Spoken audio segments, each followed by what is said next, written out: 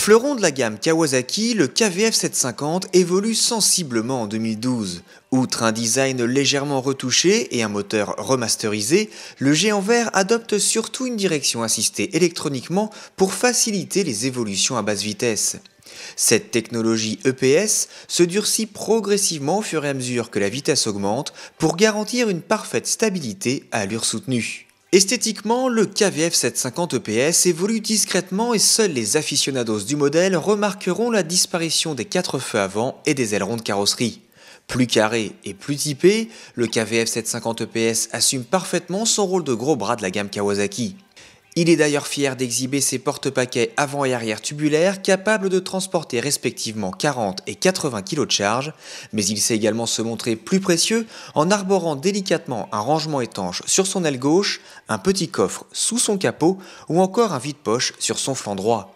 Ce pommeau pour sa part permet de sélectionner la gamme courte ou longue, le point mort ou la marche arrière. Le conducteur retrouve à sa gauche la touche override permettant de libérer toute la puissance en marche arrière, ainsi que le levier de blocage du point avant pour empêcher le différentiel de s'activer.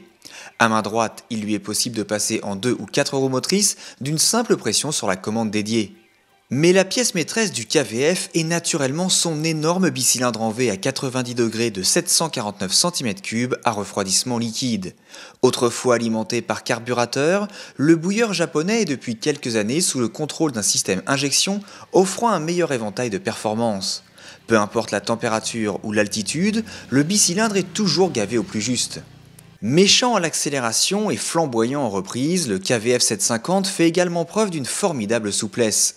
Cette douceur se marie parfaitement avec les amortisseurs indépendants qui gomment efficacement les aspérités du sol.